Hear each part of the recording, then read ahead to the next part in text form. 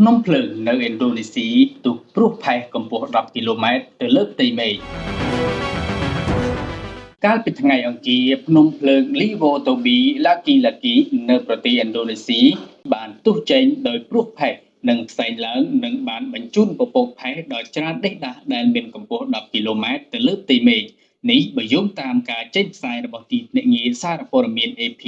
នៅថ្ងៃទី18ខែមិថុនានេះការផ្ទុះនេះកើតឡើងបន្ទាប់ពីមានការកើនឡើងយ៉ាងខ្លាំងនៃសកម្មភាពភ្នំភ្លើងដោយមានការញ័រចំនួន50ដងត្រូវបានកត់ត្រាក្នុងរយៈពេលតែ2ម៉ោងប៉ុណ្ណោះជាការឆ្លើយតបមន្ត្រីបានបង្កើនការប្រុងប្រយ័ត្នដល់កម្រិតខ្ពស់បំផុតនិងពង្រីកតំបន់គ្រោះថ្នាក់ដល់8គីឡូម៉ែត្រជុំវិញភ្នំភ្លើងផេះរបស់ភ្នំភ្លើងនេះបានបង្កើតជាពពករាងផ្សិតដ៏ធំដែលអាចមើលឃើញពីចម្ងាយរហូតដល់150គីឡូម៉ែត្រជាសំណាងល្អមិនមានអ្នករងរបួសឬស្លាប់នោះទេទោះបីជាយ៉ាងណាក៏ដោយប្រជាជនដែលរស់នៅក្បែរនោះត្រូវបានព្រមានឲ្យប្រុងប្រយ័ត្នចំពោះការហូរកំអែលដែលអាចកើតមានជាពិសេសនៅពេលភ្លៀងធ្លាក់ខ្លាំងគូបញ្ជាក់ថាភ្នំ Libutubi Laki-Laki ជាផ្នែកមួយនៃភ្នំភ្លើងឆ្លោះជាមួយភ្នំភ្លើង Libutubi Paremphone ភ្នំភ្លើងនេះបានផ្ទុះឡើងចុងក្រោយក្នុងខែវិច្ឆិកាឆ្នាំមុននិងបានសម្លាប់មនុស្ស9នាក់ប្រទេសឥណ្ឌូនេស៊ីស្ថិតនៅលើមហាសមុទ្រ Pacific